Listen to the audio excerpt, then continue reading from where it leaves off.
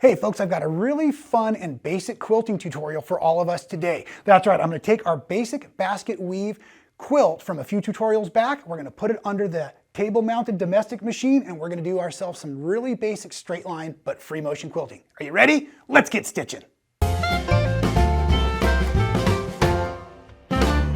Well, welcome back everybody to another fabulous and super fun and easy quilting tutorial from yours truly, Rob Appell, right here from Stitchin Heaven out in Quitman, Texas. Super excited to see all of you out there again. If it's your first time with one of our videos, please make sure you subscribe, comment, like, all of that wonderful YouTube stuff that helps us spread our love of machine quilting and patchwork with everybody else out there in our sewing community. I'm pretty excited about this today, folks. I have a quilt top. You probably saw this. This was with too much coffee. This was the beginning basket weave project I did a few weeks ago as real simple strip piecing. And just as a reminder, we put together multiple blocks. Let me open this up for y'all so you can actually see the basket weave coming together. And so now what I really want to do with all of this basic patchwork is I want to stand at the machine, or you could be seated. We're going to call this domestic free motion quilting. Feed dogs will be down, free motion foot's going to be on, but we're really just going to use the presser foot and our machine to go up and down in each section to create quilt stitching that gives the additional information to our viewer that this is truly a basket weave. So we're going to run our threads with all of our stitching. We'll stop and then we'll go on and we'll move in the opposite direction, or the other direction I should maybe say here, for each block. We won't be stitching in the purple today, but I have a beautiful purple thread that I'm going to use. It's also in the bobbin. So again, real simply, safety pin basted, a shaka distance apart, right? So that we have not too many pins. We can see what we're doing. Today I'm going to use my favorite. This is the Handy Quilter 510. It is a simple straight stitch only machine, so it's perfect for just patchwork and or free motion. I have a free motion foot on the machine. Now this is my preferred. There's a couple of different styles, but this foot is actually considered a hopping foot. So it's going to ride on the needle system as well. It's going to go up and down with each stitch, and that really helps hold the fabric secure. There's another style of foot that's kind of a floating foot that would be used with rulers, but we're going to just do this organically today. I wanted to try to make this as accessible to as many of you as possible. So you might have seen recently the long arm videos, but I know many of you don't have long arms. So we're just calling this the domestic. You can do this on any machine style video, even though I have a little bit larger space, a little bit more horsepower, and a little bit larger work surface. But these are all things that you can have as well, especially the add-on table. And now I'm just going to go ahead and take a moment and slide this quilt underneath the presser foot. I want to show I've got my backing, I've got my batting, I've got my quilt top, everything's perfect, and I'm coming towards about the center of the project right here. The other thing I love to have are these, and you can see I've been using them a bunch. These are the Machine Gears gloves. They come in a variety of sizes. They're a very lightweight glove, but it has a bit of a silicone on the tip, and this gives me extra grip. And this is just going to allow me to control the quilt, whether I'm doing swirls and curls and motions, or I'm just going straight back and forth. So I really like these gloves. They really help a lot, but you want to make sure they're snug. So they come in a variety of sizes. Make sure you get the size that fits you. I generally wear the large, extra large myself. Now, as we get over to the machine, there's one last thing that I've already done, and I've engaged my needle down. So as soon as I hit the gas, I'm going to drop a needle. So I want to roll this quilt a little bit. One of my accessories out of the way there. And now as I get ready, starting up here in this center point, this starting point, the first thing we're going to do is we're going to use this foot along this patchwork here to go ahead and set our distance. That's just going to be my guideline. So I want to bring the thread up so I can go needle down, needle up like that. And then I can slide the fabric just slightly, and now I brought the bobbin thread right up. Now, as I do this, I'm just going to make sure my presser foot's all the way down, and I'm going to set my speed to half speed. And as I start to free motion, locking in the stitches, now I'm in charge of pushing the quilt and making my stitch length. So if I push fast, I get big stitches. If I push slow, I get little stitches, and I want consistent. So I'm just going to keep on going. And every time my hand gets a little out of distance, I should have my needle down so I can stop and then keep on stitching. So we're just going to do a couple of things and then we're going to take one step at a time and talk about what you're seeing. Coming all the way to that patchwork between the orange and the purple, I'm going to now sidestep, and I'm now lining up the edge of that foot again to that same equidistance. Now folks, at this point you might be getting nervous because you're going to be sewing backwards, and if you're new at this, this is the harder way to see. So one of the rumors in machine quilting, and it is a true rumor, you should never be rotating the quilt while the machine needle is moving. So at the moment you notice that this quilt stayed north and south the whole time.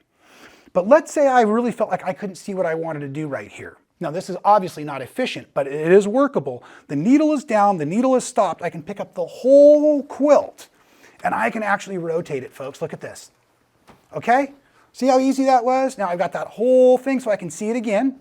So we'll do this one this way. And I'm picking up the quilt to keep the weight off of the floor.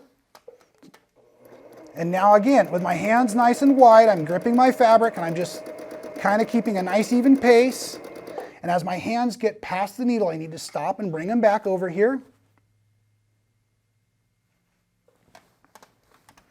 And then I'm just going to recalibrate kind of up at the front of my fingers and keep on going. As I get more confident, of course, I'm going to pick up the speed of the machine and keep on stitching. Almost too far. Okay, I broke my rules. Look at where my hand is. Come on, somebody should be slapping that hand right now. This should have been way back here, but I knew I just had a little ways to go. Now I also promised you all we can go backwards, so now we're just gonna go backwards. Let me come on over here, sidestepping again. Now I've got to use the other edge of my foot, making it a little bit more challenging on me, but that's okay. I love a good challenge. And I also really like organic machine quilting. We could be using a ruler foot and a ruler itself right now, straight ruler. But I like how this looks straight, but it's not perfect. Because once I start making something perfect, I want to keep it looking perfect. And that's just not me. I'm a bit more of a carefree quilter than that passion for precision. I borrowed my friend's sewing machine today because I'm out of town at the moment and I wanted to use a handy quilter, and so I borrowed Tiffany Hayes' machine, and this is the Passion for Precision Gal's machine. Folks, have I got something for you. Watch till the end of the video. I'm going to show you what Tiffany's sewing machine looked like when I first got my hands on it. She's a mess. She's a total slob, and I have video evidence now. So make sure you check that out at the end of the video. It's going to be a lot of fun. We're going to do a couple more quick trails through here, and I'm going to show you what comes next. Make sure you keep your hands in the right spots. No one needs their hands slapped. And in this section here, I got pretty lucky. Everything seems to fit. I could also be splitting that distance between the rail and the foot and the patchwork and all of that. Keep your hands where they belong. Okay, now this is another key moment here. We've done one complete unit. We're going to do each block. We're going to call this right now the verticals, and then we'll move on to horizontals. So I'm going to use this purple seam allowance right here, and I'm going to go ahead and jog on over through that. And folks, that's why I actually chose a light purple thread, so I can go from one section to the other without it being very obvious. And now I'm just going to go ahead and push. But I'm also running into what I was pretending was happening earlier. When I rotated the quilt, I ended up with too much on this side of the table while I'm standing. So I'm going to now follow my own advice, and I'm going to rotate the quilt to make it easier on me. So again, the machine has stopped, the needle is down, I'm still exactly where I want to be, but now I have the opportunity to rest more of the quilt over here on the table where it's taking the weight off of my body and the weight off of the quilt.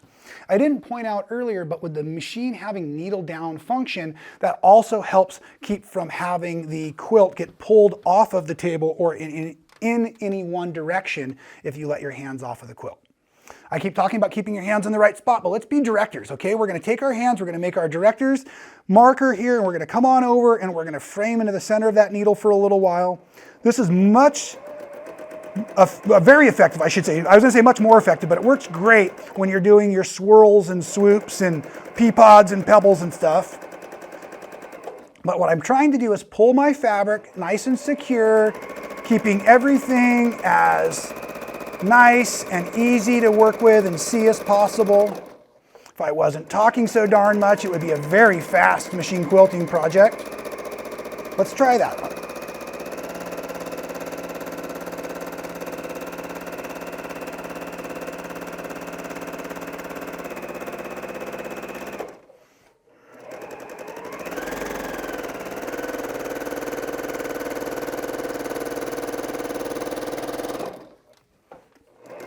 Oh, I've got another teachable moment coming.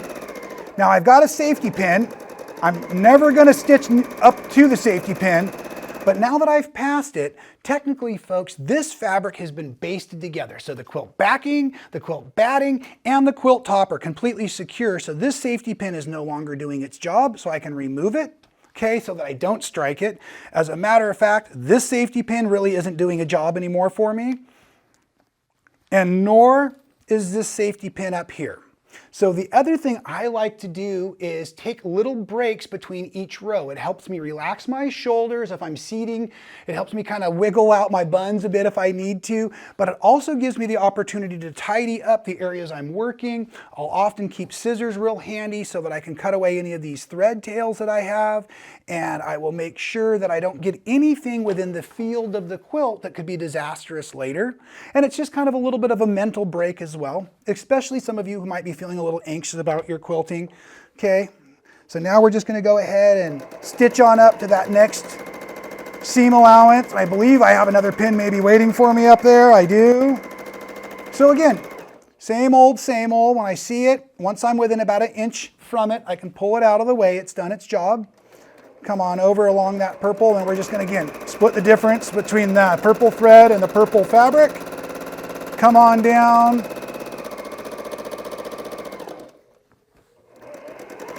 So real quickly now, folks, we're going to finish out this last vertical like I recommended, and then we'll do one horizontal together, and I'll let you all get back to your quilting for the afternoon.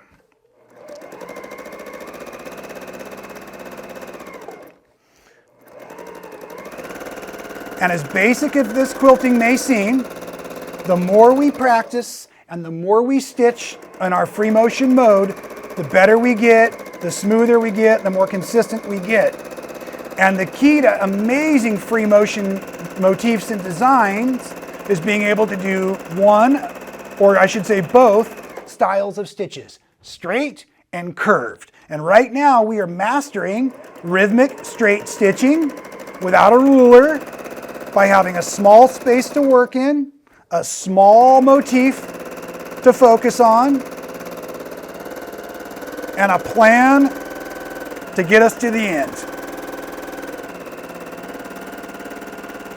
So at this point in my quilting project, I can just really focus on how the stitching is looking, how my quilt is coming together, because all of those other variables have been laid to rest.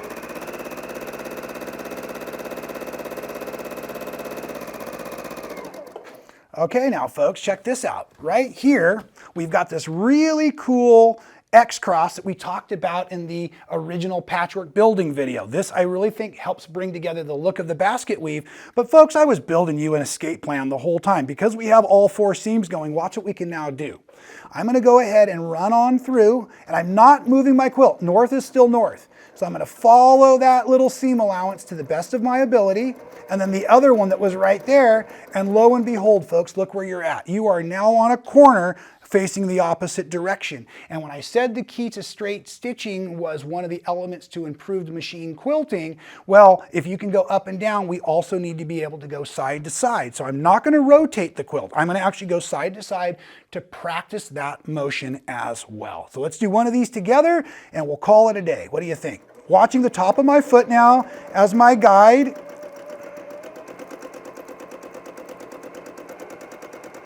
And now I've got to, again, make sure that I'm not getting my hand too far away from any seam allowance or any stitching.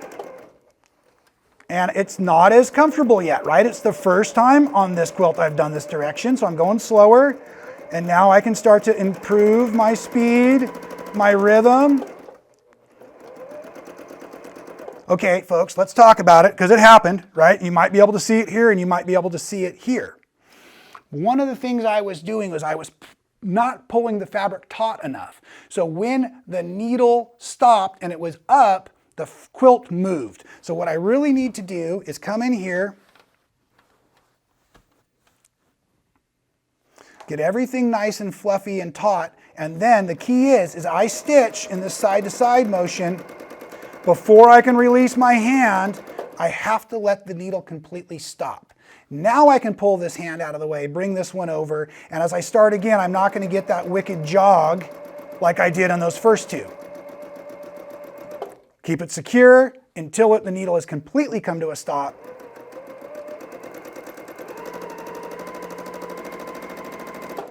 Needle down, then move the hand, and that will help improve some of those little hiccups that happen in the stitching. But folks, the best part about organic free motion stitching this way is enough of those hiccups will happen throughout the quilt that they look like part of your motif. If you were trying to follow a ruler perfectly, those would drive you absolutely insane if you were at all like me. And by the way, if you are, I do apologize. But you know, that little thing right there would drive me nuts. Not nuts enough to get a seam ripper out and fix it, but nuts enough to talk about it obsessively for the rest of the afternoon. So at any rate, do your best. Slow down, take it step by step, and remember, this is all for the nature of practice. You're improving straight stitching both vertically and horizontally, as well as putting this quilt stitching together to really increase the what do I want to say, story behind the quilting and the quilt that you've created in your basic basket weave. If you haven't seen the tutorial on putting it together, look back a few weeks. It is there for you as always here on YouTube. Make sure you please subscribe. Oh, and I know I always like to hear from you in the comments below. So let me know, what is the most exciting new motif for domestic style machine quilting that I could try to show you? Would you like to learn some stars? Would you like to learn some pea pods or swirls or wishbones or whatnot? Let me know, because I've got a couple more quilts of this nature that I would love to share some real basic free motion quilting with all of you. So again, let me know in those comments below, and until we see you next time, please stay well. Hey folks, real quick impromptu video as I'm getting set up to do the machine quilting on the beginner basket weave. Long story, you don't need all the details, but I had to borrow a sewing machine from my dear friend Tiffany Hayes because I love the Handy Quilter 510 so much. Folks, look what I just found in setting up. Tiffany is precise about her patchwork, but my goodness, is she a slob in the bobbin area. Tiffany, you are busted. It is time for you to clean and oil your machine. Thank you so much for watching all the way to the end of the video. It really helps support our channel. If you haven't subscribed, do so now. Hit the little button to be notified every time we go live or do a new video for all of you. And here's one from the past I think you'll really enjoy.